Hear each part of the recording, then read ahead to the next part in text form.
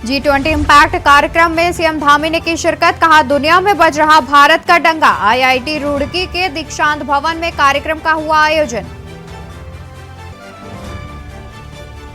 सचिवालय में अपर मुख्य सचिव ने ली बैठक। सीएम धामी के निर्देश पर हुई बैठक। कार्यदायी संस्थाओं के लिए बनाई नई नीति। 23 हारी हुई सीटों पर सांसद खिलाएंगे कमल। भाजपा ने सभी लोकसभा और राज्यसभा सांसदों को दी जिम्मेदारी। 75% वोट पाने का रखा लक्ष्य। ऋषिकेश कर्णप्रयाग रेल लाइन परियोजना का मामला। टीम ने विस्फोट लगाकर कंपनी की मापी तीव्रता। जुलाई में और गांव के पीछे पहाड़ी से गिरे थे बोल्डर। फिर बंद हुआ धारचूला तवा घाट मोटर मार्ग। बारिश और सड़क कटिंग के चलते मलबा आने से राष्ट्रीय राजमार्ग लगातार हो रहा बाधित। उत्तराखंड में आज 5 जिलों में भारी बारिश का येलो अलर्ट। प्रदेश में 10 स्टेट हाईवे समेत 176 सड़कें बंद। आप देख रहे हैं के न्यूज, खबरों का सारथी। नमस्कार, मैं हूं आपके साथ अवंतिका अवस्थी। बात करेंगे उत्तराखंड खबरों की ओर, जहां शुरुआत करेंगे रामनगर की खबर से। जहां रामनगर में भारी बारिश के बीच बादल फटने की घटना।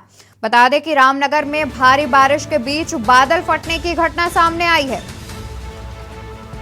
रामनगर के पाटकोट में बादल फटने से तबाही। ककराड़ नाले के आसपास बादल फटने से मची तबाही। निर्माणाधीन रिजॉर्ट जमीन और कई वाहन बहे। ककराड़ नाले के आसपास बादल फटने से मची तबाही। निर्माणाधीन रिजॉर्ट जमीन और कई वाहन बहे।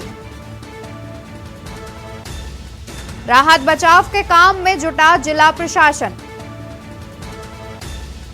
मलबा घुसने से कई मकान क्षतिग्रस्त, लोग हुए परेशान। तो खबर हम आपको रामनगर से बता रहे हैं, जहां भारी बारिश के बीच बादल फटने का मामला सामने आ रहा है। जहां रामनगर के पाटकोट में बादल फटने से तबाही। खबरों में आगे बढ़ते हैं, जहां जनपद पौड़ी जिले के प्राथमिक स्वास्थ्य केंद्र टाइप ए बेतालधार के वरिष्ठ फार्मासिस्ट विनोद सिंह रावत के सेवानिवृत्त होने पर स्थानीय लोगों तथा कार्मिकों ने विदाई समारोह का आयोजन किया। साथ ही उन्हें भावभीनी विदाई दी। इस मौके पर मौजूद लोगों ने पारंपरिक वाद्य यंत्रों तथा फूल माला पहनाकर उनके उज्जवल सामाजिक जीवन की कामना की। मैं तो यही कहूँगा, धन्यवाद जी को जो है मतलब यहाँ पे रखती हैं और हम सबकी तरफ से देखो व्यवस्था के नाम पे जो हमारी मैडम जो है बहुत सक्रिय कार्यकर्ता हैं, यहाँ पे प्रधान हैं, उन्होंने बहुत कोशिश भी की और हमारे मानीलाल भट्ट जी ने भी बहुत कोशिश की और हमारे प्रधान जी ये सुरेश बलूनी, इसका तो सबसे बड़ा सहयोग है हमारे साथ। बेचारा दिन रात हमारी लाइट भी अगर जाए तो वो पहुँच जाता है, पानी भी जाए 2-2 लेन हमें दे रखी है, उसके सहयोग से मैं इतना यहाँ पर टिका हुआ है। मैं सामने बोल रहा हूँ, ऐसी कोई बात नहीं है और निस्वार्थ भाव से जी का बहुत धन्यवाद करती हूँ और आभारी हूँ हम भी, मैं भी और मेरे क्षेत्र की पूरी जनता, जिन्होंने मतलब मेरे ख्याल से 45-46 जो गांव हैं उनको अपनी सेवा दिया और सेवा ही नहीं दी बल्कि प्यार दिया। कॉर्बेट टाइगर रिजर्व को बाघों की राजधानी ऐसे ही नहीं कहा जाता है। दरअसल देश में 53 टाइगर रिजर्व हैं और कॉर्बेट पार्क में 260 बाघ रिकॉर्ड हुए हैं। बाघों के बेहतर संरक्षण का नतीजा है कि यहाँ बाघों की संख्या में वृद्धि हो रही है। एनटीसीए की ओर से जारी आंकड़ों के मुताबिक कॉर्बेट टाइगर रिजर्व में इस बार 260 बाघ रिकॉर्ड हुए। पिछली गणना में बाघों की संख्या 231 थी, हालांकि अब 319 बाघ रिकॉर्ड हुए। लेकिन इन बाघों का रामनगर तराई वन प्रभाग के डीएफओ प्रकाश चंद्र आर्य ने बताया कि 2018 आने के बाद अब 2023 में आंकड़े आए हैं। तराई वन प्रभाग क्षेत्र में 29 टाइगर से बढ़कर 52 टाइगर हो गए हैं। डीएफओ प्रकाश चंदा ने जनता से अपील करते हुए कहा है कि विभाग का सभी लोग सहयोग करें। ऐसे में कॉर्बेट पार्क में केवल 260 बाघों को ही चिन्हित किया गया है। राजाजी पार्क में 54, पीलीभीत में 63, दुधवा में 135 आदि tiger reserve park. Corbett park में सबसे ज्यादा बाघ चिन्हित किए गए हैं।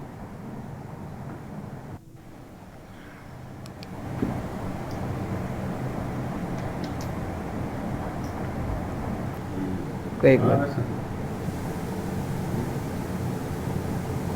नहीं आया कि हमारे पास जो हमारे 2018 के आंकड़े थे उसके हिसाब से हमारे तराई पश्चिमी वन विभाग में टोटल 39 टाइगर रिपोर्ट हुए थे।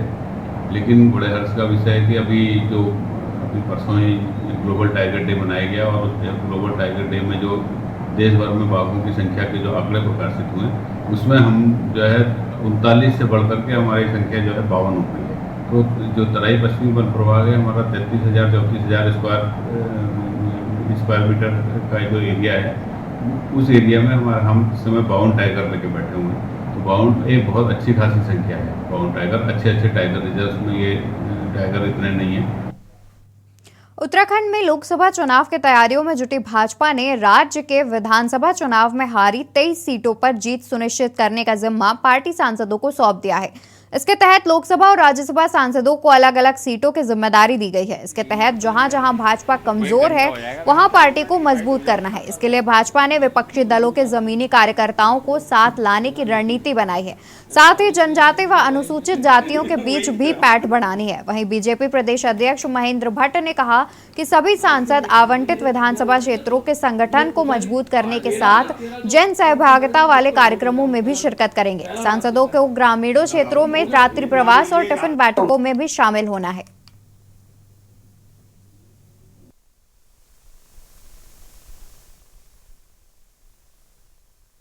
चुनाव की दृष्टि से उत्तराखंड में जो 23 विधानसभा हम लोग नहीं जीत पाए थे कारणवश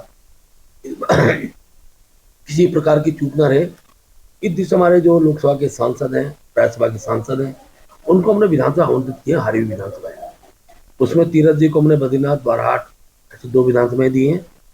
माला राजपूत शाह जी को हमने यमुनोत्री 1 विधानसभा दी है। निशंक जी को हमने हरिद्वार ग्रामीण, ज्वालापुर, खानपुर 3 विधानसभाएं दी हैं। अजय टमटा जी को हमने लोहाघाट, धारचूला, पिथौरागढ़, अल्मोड़ा 4 विधानसभाएं दी हैं। अजय भट्ट जी को खटीमा, नानक मत्ता, किच्छा 3 विधानसभाएं दी हैं। नरेश बंसल जो हमारे राज्यसभा के सांसद हैं उनको हमने मंगलोर, भगवानपुर, किरान किलर और बाजपुर 4 विधानसभाएं दी हैं। उत्तराखंड के ग्रामीण क्षेत्रों में पेयजल योजनाओं के विकास, नैनीताल में डिग्री कॉलेज के उच्चीकरण और सहसपुर में स्किल हब समेत विभिन्न योजनाओं के लिए केंद्र सरकार ने उत्तराखंड के लिए विशेष सहायता के लिए 951 करोड़ रुपए की मंजूरी दे दी। सीएम पुष्कर सिंह धामी ने केंद्र के इस फैसले के लिए केंद्रीय वित्त मंत्री निर्मला सीतारमण का आभार जताया। उन्होंने कहा कि विशेष सहायता मिलने से राज्य में विकास कार्यों को गति मिलेगी।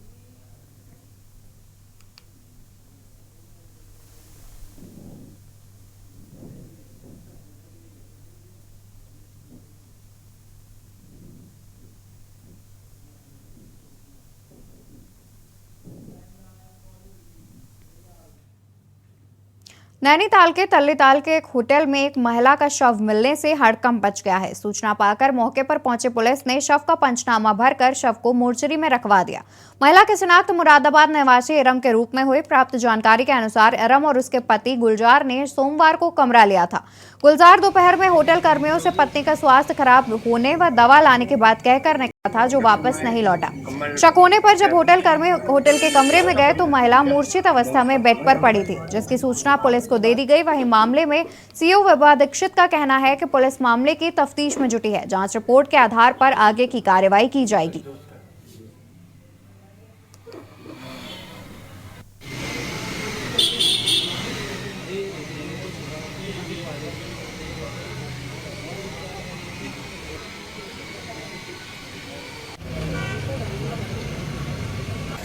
ये नेशनल होटल में तल्लीताल में हमें अभी सूचना मिली थी 112 पे, जिसके तहत एक महिला है 30 से 35 वर्ष के बीच में होंगी, जिनका शव यहाँ पे बरामद हुआ है और मुरादाबाद के रहने वाले हैं। इसमें अभी हम लोग पंचायतनामा भर के फिर पोस्टमार्टम के लिए इसको भेजेंगे। उसके बाद फिर मृत्यु का कारण जो है वो क्लियर हो पाएगा। देखिए, मैं बता चुकी हूँ 112 की सूचना आई थी, जिस पर पुलिस ने आकर यहाँ पे देखा और फिर हमें ये शव की बरामदगी हुई है। और ये महिला अपने हस्बैंड के साथ यहाँ पे रुकने आई थी नैनीताल घूमने के लिए। अब इसके बाद के भी जो भी है वो अभी इन्वेस्टिगेशन का पार्ट है, पता चलेगा। किक्षा के पुलभट्टा थाना क्षेत्र में आने वाली पेपर मिल, जिसे एनजीटी के आदेश पर बंद कर दिया गया था और कर्ज ना चुकाने के चलते पंजाब नेशनल बैंक ने पेपर मिल को अपने कब्जे में ले लिया था। पेपर मिल मालिक के मिलीभगत से पेपर मिल से लाखों टन से ज्यादा लोहा चोरी कर बेच डाला, जिसमें लाखों करोड़ रुपए का मुनाफा तक कमा डाला। इस पूरे मामले का खुलासा करते हुए एसएसपी मंजुनाथ टीसी ने बताया कि संगठित अपराध में शामिल 5 लोगों को गिरफ्तार किया गया है, जिसमें 4 बदमाश और 1 सिक्योरिटी गार्ड शामिल है। हम और कहाँ ये लोग माल बेचे वो सब बरामद करने की प्रयास करेंगे और पीएनबी को भी हम, देखिए माननीय सीएम साहब का निर्देश रहता है कि अपराध मुक्त उत्तराखंड बनना है, तो इसमें हमारा जिले का सभी थाना में प्रभावी रूप से गश्त करते रहे। कल रात को कहीं सूचना आई रात्रि ड्यूटी के दौरान कि भाई एक बंद पड़ी पेपर मिल फैक्ट्री में एक मालिक की इन्वॉल्वमेंट से जो है वहाँ पे बाहर से कुछ बदमाशों को बुला के उसको जो फैक्ट्री ऑलरेडी बंद हो गई है और गिरवी रखी है पीएनबी बैंक को, जो कि एक सरकारी बैंक है। सरकारी बैंक में जो फैक्ट्री गिरवी है उस फैक्ट्री में मालिक द्वारा पूरा इन्वॉल्वमेंट के साथ बाहर से टीम बुलाकर बदमाशों को बुलाकर लोहा काटा जा रहा है। तो ये तो नॉर्मल सूचना था, तो सूचना पे हमारा थाना अध्यक्ष ने पहले छोटा टीम भेजा जिसमें चौकी इंचार्ज गया। जनपद उधम सिंह नगर के खटेमा में भारत नेपाल सीमा स्थित 22 पुल खेलड़िया के नई बस्ती आबादी क्षेत्र में एक विशाल अजगर घुसने से ग्रामीणों में हड़कंप मच गया। एक भारी भरकम अजगर घर में देखे जाने से अफरा तफरी मच गई। वहीं अजगर ने घर में 2 पालतू बतख तथा मुर्गी को अपना निवाला बना लिया। अजगर देखे जाने की सूचना पर समाजसेवी राहुल कुमार ने मौके पर पहुंचकर वन विभाग को सूचित किया। वहीं सूचना पाकर वन विभाग की टीम ने मौके पर पहुंचकर ग्रामीणों की मदद से बमुश्किल अजगर को काबू में करते हुए रेस्क्यू कर लिया।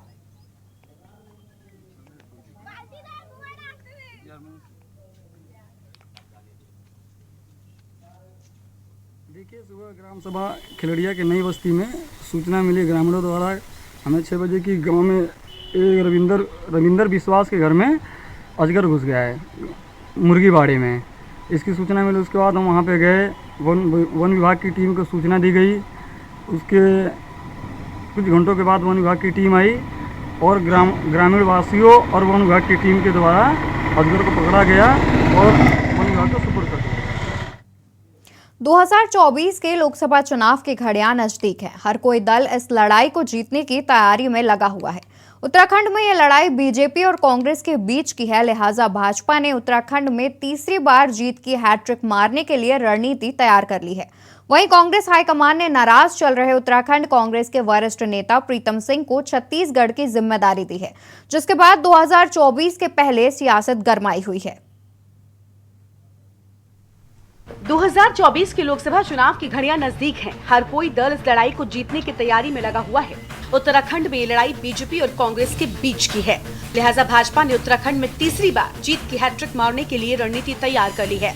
भाजपा ने उत्तराखंड विधानसभा चुनाव में हारी हुई 23 सीटों पर फोकस करने, SC/ST वोट बैंक पर सेंध लगाने के साथ ही कांग्रेस मुक्त उत्तराखंड की दिशा में कार्य करने के लिए कहा है। बता दें कि भाजपा के राष्ट्रीय महामंत्री संगठन BL संतोष ने 2 दिवसीय प्रवास के दौरान प्रदेश संगठन नेतृत्व को कांग्रेस मुक्त उत्तराखंड का मंत्र दिया और इसको फूंकने का तरीका बताया। पार्टी कांग्रेस के बरगदी नेताओं को सीधे साधने के बजाय कांग्रेस की नर्सरी में तैयार हो रही पौध को अपनी बगिया में रोपने का बीड़ा उठाएगी। उत्तराखंड में जो 23 विधानसभा हम लोग नहीं जीत पाए थे कारणवश किसी प्रकार की चूक न रहे।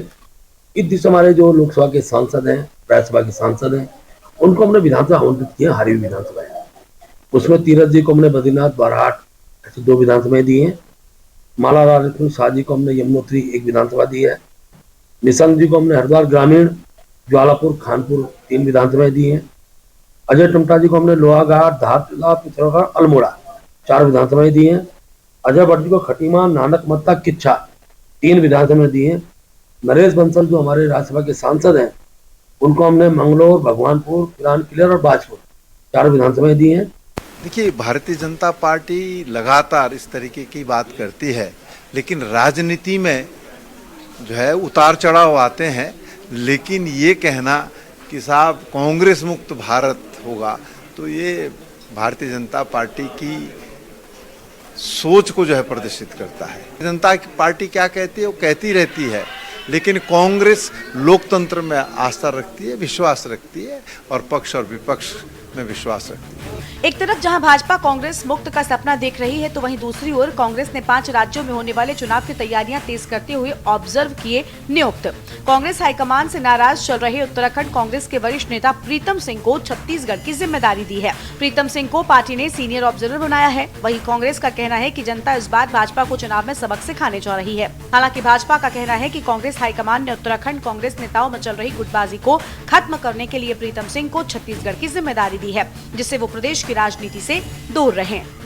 इसका अंदरूनी मामला है, लेकिन प्रीतम सिंह चौहान जी के द्वारा कहा गया कि सरकार में अंतर्द्वंद है, लेकिन ये अंतर्द्वंद पहले अपने प्रीतम सिंह चौहान जी अपने कांग्रेस पार्टी में देखें कि किस तरह से उनको प्रदेश की राजनीति से दूर किया जा रहा है, और वो बड़े खुश हो रहे होंगे कि उनको ऑब्जर्वर बना दिया गया है। लेकिन कांग्रेस में किस तरह से जब प्रीतम चौहान जी की प्रेस कॉन्फ्रेंस होती है तो कौन लोग उनके साथ बैठते हैं, और करण महाराज जी की प्रेस कॉन्फ्रेंस होती है वो भी लोग सब लोग देखते हैं कौन लोग चेहरे वहाँ पर बैठते हैं। इसलिए उनके तो आदमी भी अलग अलग बंटे हुए हैं। इसलिए कांग्रेस अपने अंतर्द्वंद पे ध्यान दे। भारतीय जनता पार्टी एक बहुत अनुशासित पार्टी है, और भारतीय जनता पार्टी का लक्ष्य उत्तराखंड राज्य को 2025 तक देश का सर्वश्रेष्ठ राज्य बनाने का लक्ष्य है, और उस दिशा में हमारे यशस्वी मुख्यमंत्री माननीय पुष्कर सिंह धामी जी आगे बढ़ रहे हैं। कुल मिलाकर 2024 के दंगल को फतह करने के लिए बीजेपी कांग्रेस ने तैयारी तेज कर दी है। सवाल ये है कि क्या 2024 के दंगल में भाजपा उत्तराखंड में जीत की हैट्रिक लगाने जा रही है? क्या प्रीतम सिंह को ऑब्जर्वर बनाकर पार्टी ने उत्तराखंड कांग्रेस के नेताओं के झगड़े को शांत करने की कोशिश की है? देखना होगा 2024 के चुनाव में इंडिया की जीत होती है या फिर एनडीए फिर से बाजी मारता है। Uttarakhand desk report. यहाँ रुकेंगे एक छोटे से ब्रेक के लिए। ब्रेक के बाद जल्द हाजिर होते हैं अन्य खबरों के साथ। आप देख रहे हैं की न्यूज, खबरों का ब्रेक से वापस आ गए हैं। रुक करते हैं खबरों का, जहां उत्तराखंड कांग्रेस के पूर्व प्रदेश अध्यक्ष प्रीतम सिंह को केंद्रीय नेतृत्व ने बड़ी जिम्मेदारी दी है। हाईकमान ने उन्हें छत्तीसगढ़ जैसे अहम राज्य के विधानसभा चुनाव के लिए वरिष्ठ पर्यवेक्षक बताया है। प्रीतम सिंह ने जिम्मेदारी के लिए हाईकमान का आभार व्यक्त किया, साथ ही छत्तीसगढ़ में फिर से कांग्रेस की सरकार आने का दावा किया है। दरअसल नेता प्रतिपक्ष और बाद में प्रदेश अध्यक्ष पद से हटने के बाद लंबे समय से प्रीतम सिंह हाशिए पर चल रहे थे। इसके पीछे माना जा रहा था कि पार्टी ने चुनाव के बाद नेता प्रतिपक्ष के पद पर प्रीतम सिंह की बजाय यशपाल आर्य को तरजीह दी थी। वहीं कांग्रेस पार्टी के भीतर ही प्रीतम सिंह को लेकर विरोधी गुट की ओर से तमाम तरह की कयासबाजी लगाई जाती रही है। कभी प्रीतम सिंह के पार्टी छोड़ने की अफवाह उड़ाई जाती रही, तो कभी उनकी नाराजगी का शिकूफा छोड़ा जाता रहा। हालांकि उन्होंने प्रेस वार्ता में बीजेपी में जाने समेत तमाम बातों को बेवजह बताया है। हमारी नेता सोनिया जी ने, राहुल जी ने मुझे जो जिम्मेदारी सौंपी है, उस जिम्मेदारी का निर्वहन मैं पूरी निष्ठा और ईमानदारी के साथ करने का काम करूंगा, और हमारा प्रयास होगा कि छत्तीसगढ़ के अंदर फिर से कांग्रेस की सरकार बने। वर्तमान समय में भूपेश बघेल जी के नेतृत्व में जो सरकार छत्तीसगढ़ में चल रही है, और उस सरकार ने जिस तरीके से छत्तीसगढ़ को आगे बढ़ाने के लिए कार्य किया है, उससे स्पष्ट परिलक्षित होता है कि इस चुनाव में कांग्रेस की वहाँ पर फिर से सरकार बनने जा रही है। कृषि एवं कृषक कल्याण, सैनिक कल्याण एवं ग्राम्य विभाग मंत्री गणेश जोशी एक दिवसीय भ्रमण पर फेयर हेवंस होटल नैनीताल पहुंचे, जहां भाजपा कार्यकर्ताओं ने पुष्पगुच्छ देकर उनका स्वागत किया। नैनीताल पहुंचे गणेश जोशी ने पत्रकार वार्ता के दौरान कहा, उद्यान विभाग में हुए घोटालों की उन्होंने जिलाधिकारी को जांच के निर्देश दिए थे। डीएम की जांच रिपोर्ट के आधार पर घोटाले में लिप्त अधिकारी को तत्काल प्रभाव से निलंबित कर दिया है। उन्होंने कहा, धामी सरकार का संकल्प है कि घोटालेबाजी को किसी भी सूरत में बख्शा नहीं जाएगा, चाहे वह कितना बड़ा अधिकारी क्यों ना हो। उनसे रिकवरी करने के साथ ही उन्हें जेल भेजा जाएगा। आज मडवे का एमएसपी 61,000 स्वयं सहायता समूह की विभाग मेरे पास है, जिसमें 4,61,000 हमारी बच्चियां काम कर रही हैं। हमने कहा कि हमारी समूह की बहनें किसान से उसके घर में जाकर मडवा खरीदेंगी, एमएसपी पर खरीदेंगी। उसके 2 फायदे होंगे। हम उसके लिए उनको 1.5 रुपये किलो इंसेंटिव देंगे उस बहन को। एक तो किसान को उसके उत्पाद का सही दाम मिलेगा। दूसरा, जो हमारी सरकार का, पुष्कर सिंह धामी सरकार का संकल्प है कि 2025 में जब हमारा राज्य 25 साल का होगा, 1.25 लाख बहनों को हम लखपति दीदी बनाएंगे, वो भी साकार होगा। इसी बीच हरिद्वार से सीएम पुष्कर सिंह धामी क्या कुछ कह रहे हैं, आइए आपको सुनाते हैं। हरिद्वार से खबर, जहां मुख्यमंत्री पुष्कर सिंह धामी श्री कृष्ण कृपा धाम पहुंचे। आरएसएस के पूर्व सह कार्यवाह मदन दास देवी को दी श्रद्धांजलि। मदन दास देवी का पिछले दिनों हो गया था निधन। श्री कृष्ण कृपा धाम में पहुंचे मुख्यमंत्री धामी। आरएसएस के पूर्व सह कार्यवाह मदन दास देवी को दी श्रद्धांजलि। मदन दास देवी का पिछले दिनों हो गया था निधन। आज उनकी अस्थियों की जाएगी गंगा में विसर्जित। मुख्यमंत्री पुष्कर सिंह धामी पहुंचे हरिद्वार। श्री कृष्ण कृपा धाम में पहुंचे मुख्यमंत्री धामी। आरएसएस के पूर्व सह कार्यवाह मदन दास देवी को श्रद्धांजलि।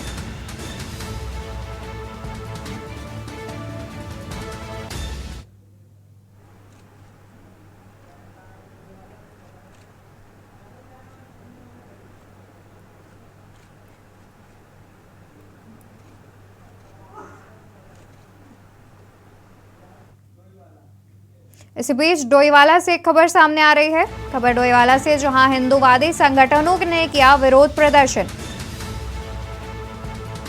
हरियाणा के मेवात में हुए दंगे के खिलाफ किया प्रदर्शन।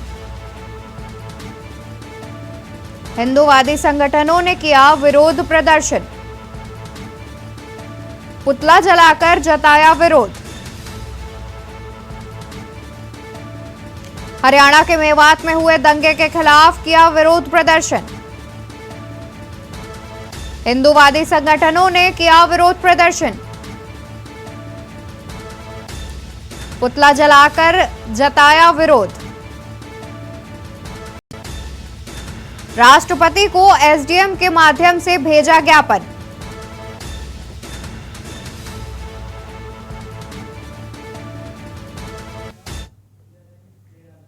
रुक करते हैं देहरादून का, जहां मुख्यमंत्री पुष्कर सिंह धामी क्या कुछ कह रहे हैं, सुनाते हैं।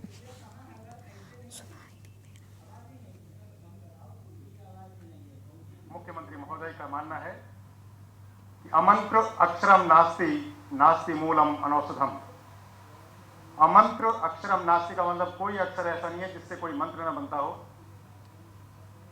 और कोई वनस्पति ऐसी नहीं है जिससे कोई औषधि न बनती हो। तो यहाँ देहरादून पहुंचे हैं मुख्यमंत्री पुष्कर सिंह धामी, जहां विश्वविद्यालय के एक कार्यक्रम में शिरकत करने पहुंचे हैं मुख्यमंत्री पुष्कर सिंह धामी। तस्वीरें हम आपको सीधे देहरादून से दिखा रहे हैं, जहां विश्वविद्यालय के नए भवनों का लोकार्पण करने पहुंचे हैं मुख्यमंत्री पुष्कर सिंह धामी। मंचासीन हस्तियों के प्रति लगातार आप सुबह अखबार खोलिए, माननीय मुख्यमंत्री महोदय कहीं टिहरी में किसान के साथ खेल में हाथ जोड़ते हुए आपको मिल जाएंगे। कभी टिहरी में आपने देखा होगा माननीय मुख्य अतिथि महोदय, माननीय मुख्यमंत्री महोदय संदेश देना चाहते हैं किसानों के साथ कि ये सरकार समाज के अंतिम व्यक्ति के साथ है। माननीय मुख्यमंत्री, युवा राज्य को जब हम रजत जयंती वर्ष में प्रवेश करेंगे 2025 में, तो यह देश का अग्रणी राज्यों में सम्मिलित होगा और 2047 तक उत्तराखंड देश का नंबर 1 राज्य होगा। ऐसे सपना, ऐसे संकल्प के लिए संकल्पित माननीय मुख्य अतिथि माननीय श्रीमान पुष्कर सिंह धामी जी के लिए मैं जयशंकर प्रसाद की पंक्तियों के साथ आपके व्यक्तित्व को जोड़ना पसंद करता हूँ। वह पथ क्या, पथिक कुशलता क्या। जयशंकर प्रसाद जी ने आपके जैसे व्यक्तित्व के लिए लिखा है, वह पथ क्या, पथिक कुशलता क्या। तो यहाँ देहरादून पहुंचे हैं सीएम पुष्कर सिंह धामी, जहां विश्वविद्यालय के नए भवनों का लोकार्पण करने देहरादून पहुंचे हैं मुख्यमंत्री पुष्कर सिंह धामी। तस्वीरें हम आपको लगातार देहरादून से दिखा रहे हैं। कोविड महामारी के काल तो यहाँ मुख्यमंत्री पुष्कर सिंह धामी विश्वविद्यालय के नए भवनों का लोकार्पण करने पहुंचे थे देहरादून। खबरों में मेरे साथ फिलहाल इतना ही। आप देखते रहिए के न्यूज इंडिया। आप देख रहे हैं के न्यूज, खबरों का सारथी।